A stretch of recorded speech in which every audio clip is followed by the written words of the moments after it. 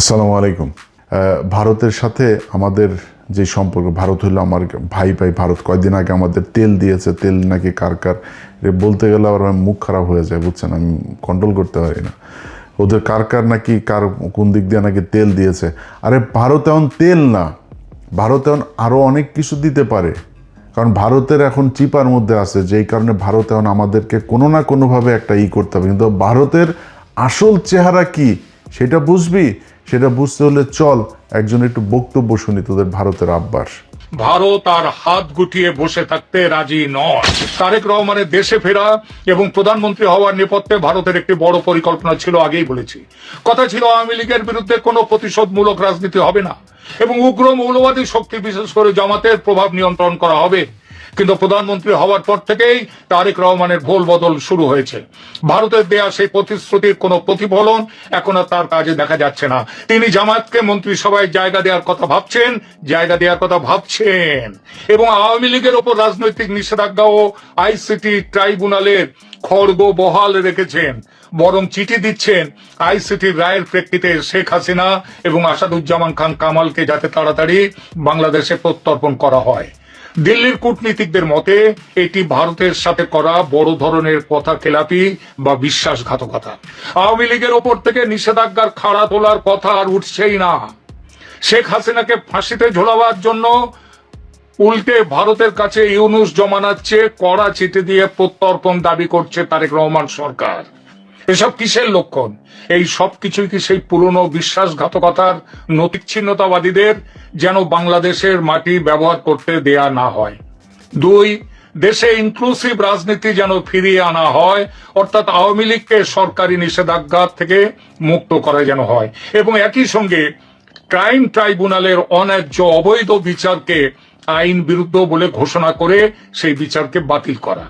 এবং তিন, সরকারে কোনোভাবেই চরমপন্থী বা মৌলবাদী শক্তি যেমন জামায়াতের সরাসরি অংশগ্রহণ থাকবে না। ভারতের এই তিন শর্তে সহমত হলে তারেক দেশে ফেরেন এবং ভারত সব রকমের সহযোগিতা দিয়ে তারেকের জয়ের পথ প্রশস্ত করে।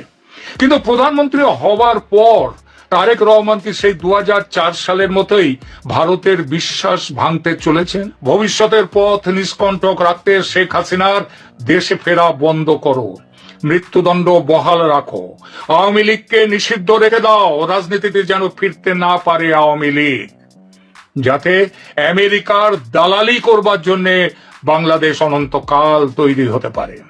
দিল্লির রণমূর্তি এই কারণেই, এই জন্যই অজিত ডোভালের চরম বার্তা। কেননা পরিস্থিতি আবার সেই 2004-এর দিকে চলেছে। এই পরিস্থিতিতে ভারত আর হাত গুণ সংস্করণ নয়।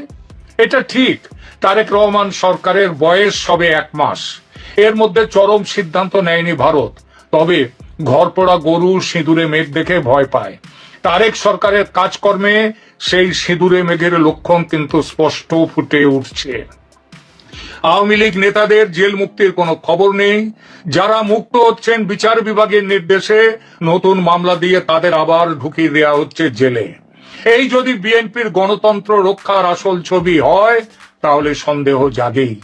আর ঠিক এই কারণেই হয়তো এবার ভারত আর কোনো বিশেষ দূতের অপেক্ষা না করে অজিত ডোভালের মাধ্যমে সরাসরি 1 মাসের ডেডলাইন দিয়ে দিয়েছে। ভারত তার সাথে কথাবার্তা বলে শুধু কয়েকটি শর্তে, কয়েকটি বিষয়ে কেবল একমত হয়েছিল, কথা নিয়েছিল তারেক রহমানের কাছ থেকে। তাদের মধ্যে 1, ভারতের উত্তর পূর্বাঞ্চলের গুটিয়ে বসে থাকতে রাজি নয়।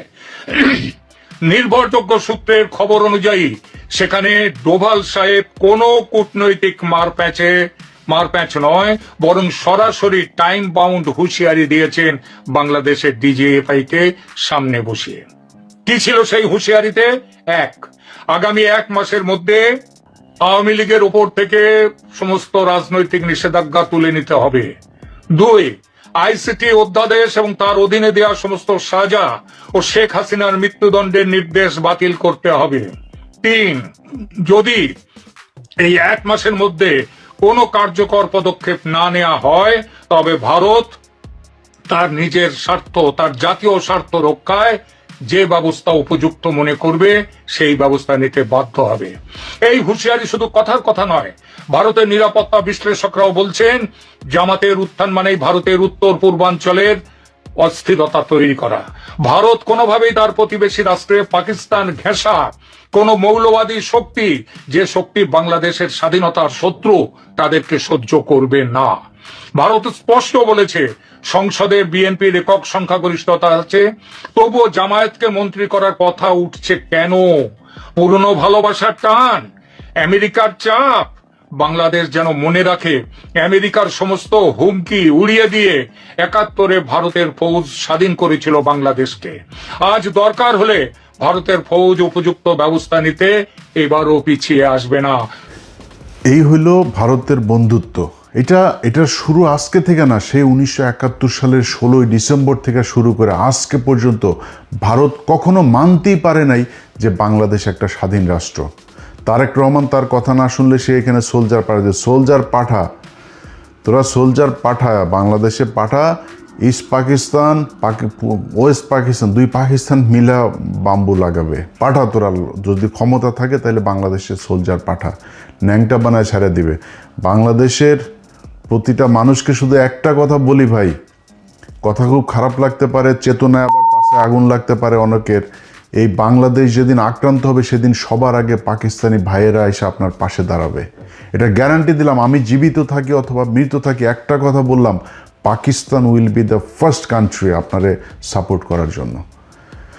অতএব পাকিস্তানের সাথে ভাই আমাদের কৌশলগত ভালো সম্পর্ক থাকতে হবে, তাদের সাথে আমাদের অস্ত্রের চুক্তি থাকতে হবে, মিলিটারি চুক্তি থাকতে হবে, বাণিজ্যিক চুক্তি থাকতে হবে, পাকিস্তানের সাথে সব ধরনের চুক্তি থাকতে হবে। যদি না হয় তাহলে এরা সারা জীবন আমাকে এইভাবে এই ধরনেরই করে যাবে। তারেক রহমান যেই কথাগুলো আমরা এর আগে আনন্দবাজারেও শুনেছি, এই ব্যক্তিও যেই কথাগুলো বলল, আপনি চুক্তি করে এসেছেন, যদি কৌশল হয়ে থাকে, 111-এ খালেদা জিয়াকে অফার দেওয়া হয়েছে, খালেদা জিয়া বলেছে না আমি 111-এর এদের কোনো কিছু বৈধতা দিব না, পরে শেখ হাসিনাকে বৈধতা, এই প্রণব মুখার্জি তার বইতে লিখেছেন। তো আমরা ধরে নিলাম আপনি কৌশল করেই তারপরে তাদের সাথে মিলেমিশে এসেছেন, এবং আমরা এখনো পর্যন্ত, আমি আমার কথা বলি, আমি কিন্তু এখন পর্যন্ত আপনার প্রতি আমার যথেষ্ট সম্মান আছে তারেক রহমান। আপনার কিছু বিষয় আমি জানি, যে বিষয়গুলোর কারণে আমার বিশ্বাস যে আপনি কোনোদিন শেখ হাসিনা হবেন না, জিয়া পরিবার কখনো শেখ পরিবার হবে না, এই বিশ্বাসটা আমার আছে। এবং আপনি ঠিক সময় মতো, বিশেষ করে গত 2 দিনে জেনারেল মাসুদ এবং জেনারেল ওর আরেকজন কি মামুন খালেদ, দুইজনকে ধরার পরে আমার ভেতরে সেই বিশ্বাসটা আরও বেশি জন্মেছে যে আপনি এক এক করে সব কটাকে ধরবেন। এবং আপনারা একটা জিনিস বলে রাখি, তারেক রহমান, পৃথিবীতে কেউ সারা জীবন বাঁচে না, আপনাকে যেতে হবে, আমাকেও যেতে হবে।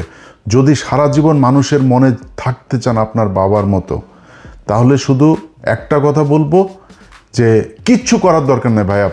আপনি দুর্নীতি করেন, টাকা পয়সা নিয়ে লন্ডনে পাঠান, আপনি আবারও আপনি এই আওয়ামী লীগের মতো করে এই প্রচুর টাকা পয়সা নেন, কোনো সমস্যা নেই ভাই। খালি ইন্ডিয়ার বিরুদ্ধে আমাদের একটা জায়গায় দাঁড় করায় দিয়ে যাবেন, যেটা আমরা ইউনুসের কাছে চেয়েছিলাম, ইউনুস করে নাই। আপনার কাছে আমাদের প্রত্যাশা থাকবে এই কাজটা খালি করে দেন। আপনার যে কোনো বিপদে, এই দেশের যে কোনো বিপদে বাংলাদেশের 18 কোটি মানুষ এক হয়ে আপনার পাশে দাঁড়াবে। ভারতে আসতে দেন, দেখি ওরা আমাদেরকে কি করে নিয়ে যায়। খালি আমাদের কিচ্ছু লাগবে না ভাই, আমাদের খালি এই আপনার এই আকাশ নিরাপত্তা ব্যবস্থাটা আমাদের করেন, যাতে আমরা আমাদের ইন্টারসেপশনের এই কাজগুলো যাতে আমরা খুব ভালোভাবে করতে পারি। ওদের আকাশ দিয়ে যদি ওরা আমাদের কিছু করতে না পারে, ওরা মাটিতে নামে আমাদের কিছু করতে পারবে না। সারা জীবন যুদ্ধ করলেও ইন্ডিয়ানরা আমাদের সাথে যুদ্ধ করে পারবে না, এই সাহস ওদের নাই। আর সেই সাথে আমাদের যা লাগে, অস্ত্র লাগে, যা লাগে, সেটা ভাই আপনাদের মানে এই আল্লাহকে সাক্ষী রেখে বললাম, যদি পাকিস্তান সবার আগে আপনার পাশে না দাঁড়ায় এসা, আমি যদি জীবিত থাকি সেদিন আমার জুতার গলা নিয়ে আপনাদের সামনে এসে হাজির হব। অতএব এরা যেই হুমকি ধমকি যা দিচ্ছে, আপনি এটাতে বিচলিত না হয়ে আপনার ওদের সাথে আপনাকে চোখে চোখ রেখে একটা পর্যায়ে গিয়ে কথা বলতে হবে। আপনার যতটুকু কৌশল অবলম্বন করা দরকার আপনি করেন, কোনো সমস্যা নাই।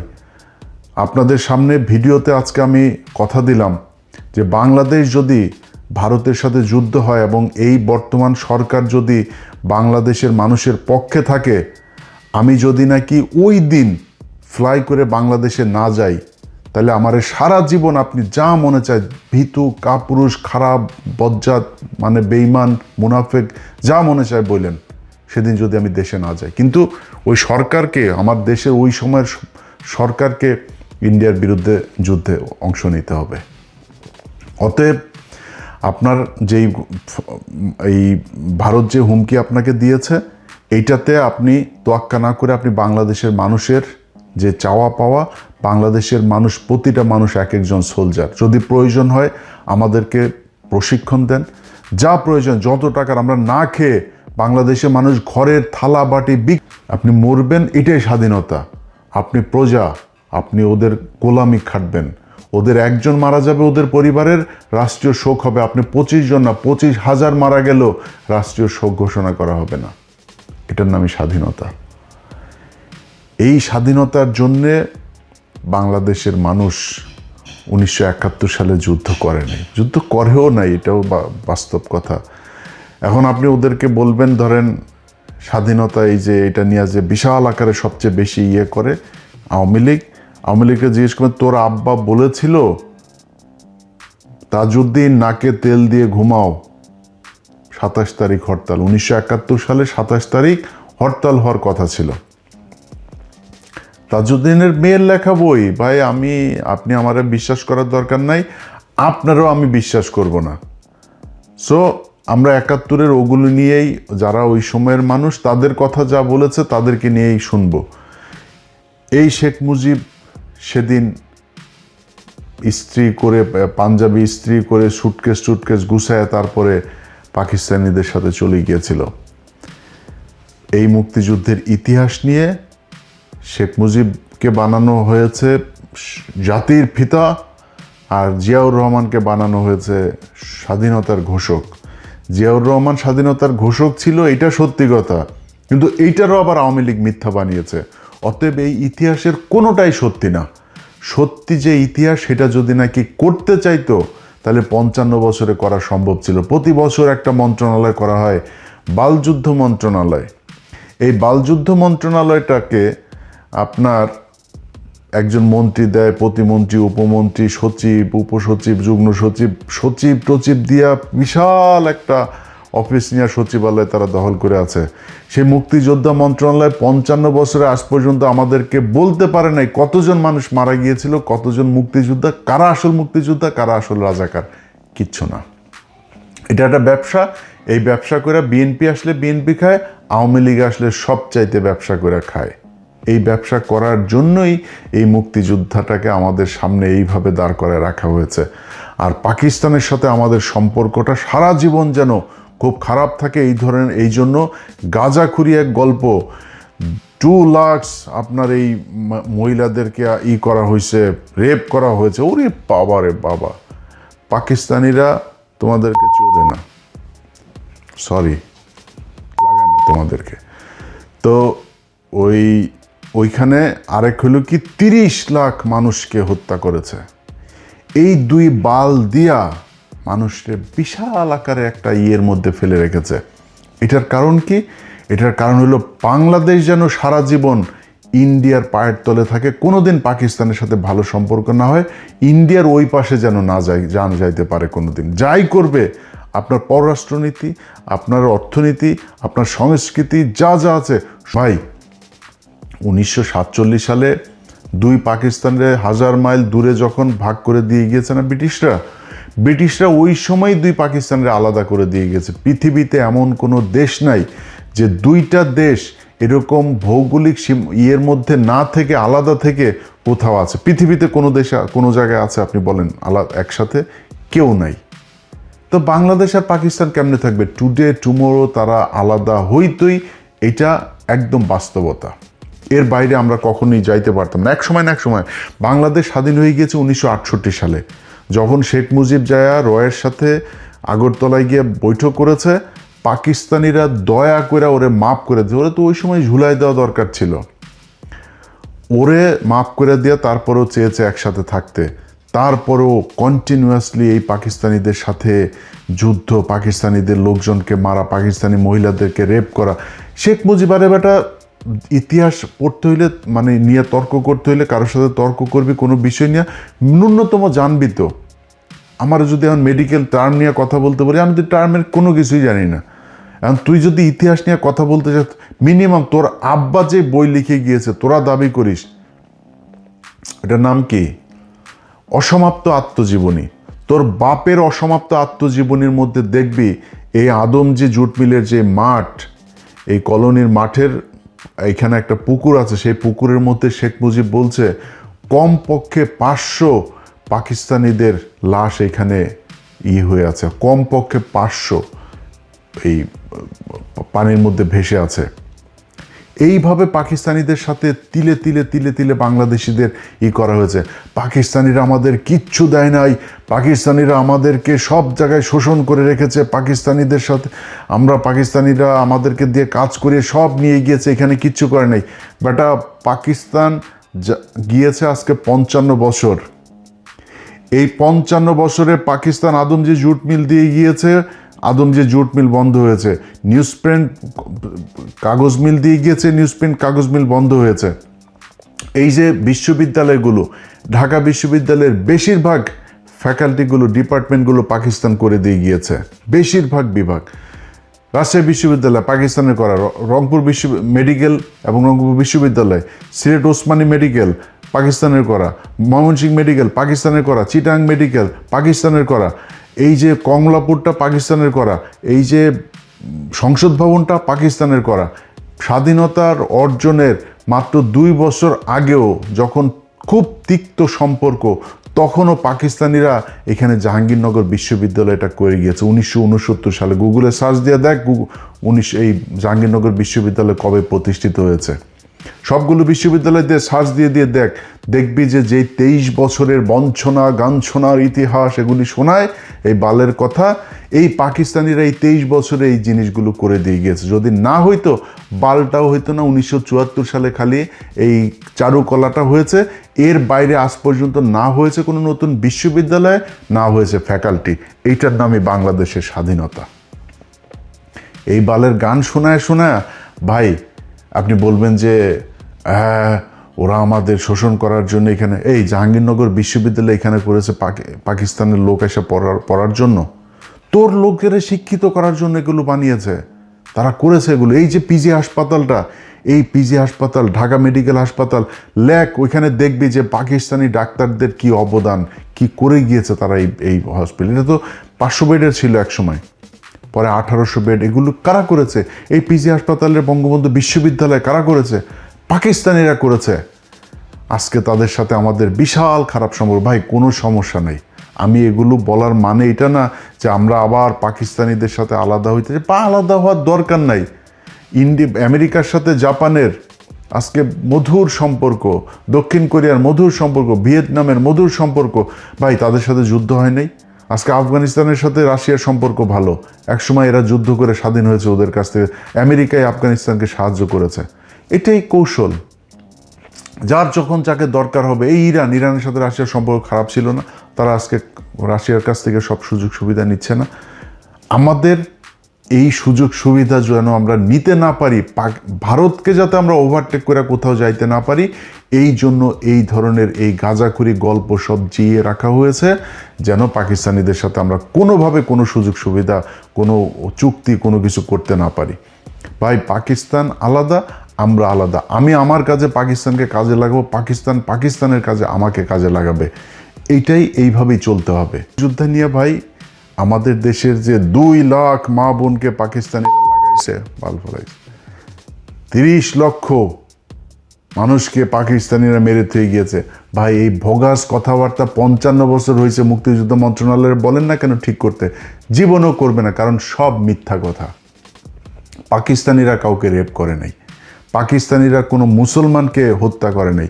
এই যে কয়দিন আগে আমেরিকাতে দেখছেন না 2 কংগ্রেসম্যান সব এই কারণেই।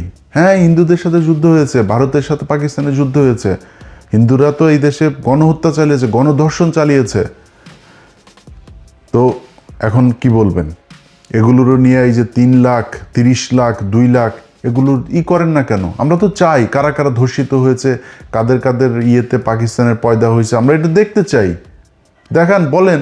আপনাদের তালিকা নাই কেন? আপনারা এখনও করেন না কেন? যে মারা গিয়েছে তার তো আর মান সম্মান নাই, খুঁজে বার করেন দেখি। মুক্তিযোদ্ধা তো এখনও জীবিত আছে, খোঁজ নেন।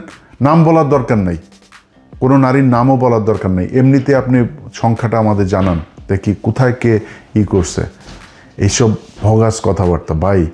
আমার পাকিস্তানের সাথে আমি একও হব না, আবার পাকিস্তানের সাথে আমাদের মানে কোনো কিছু দিয়েও সম্পর্ক করার দরকার নেই। পাকিস্তানে আমার ভাই, আমি পাকিস্তানের ভাই, পাকিস্তান আর আমি। এই ভারত যতবার হুমকি দিবে ততবার পাকিস্তানের সাথে মিলে আমাদেরকে ভারতকে প্রতিহত করতে হবে সব দিক থেকে। ওর 7 সিস্টার থেকে শুরু করে খালিস্তান, ওইদিকে পাঞ্জাব, ওইদিকে কাশ্মীর, সবখানে পাকিস্তান বাংলাদেশ মিলে একসাথে ওদেরকে ধরতে হবে। এইটা যেদিন ঠিক করতে পারবেন, এই বাংলাদেশে কোনো সমস্যা থাকবে না। এই দেশের একটা উৎপাদন করতে, একটা মোটরসাইকেল উৎপাদন করতে যাবেন, ভারতের সমস্যা। একটা আপনার ওই আলু আরেক দেশ থেকে আনতে যাবেন, তাদের সমস্যা। আপনি আপনার ওই করিডোর ইউজ করতে চাবেন, ভুটানে নেপালে একটা জিনিস পাঠাইতে, সে দিবে না। আপনার কিন্তু সব কিছু সে ব্যবহার করবে। সো এই বন্ধুত্ব তো আমার দরকার নাই ভাই। বন্ধুত্ব আমার সেই হবে যে আমার বিপদে পাশে থাকবে। সবাই ভালো থাকবেন। আল্লাহ হাফেজ।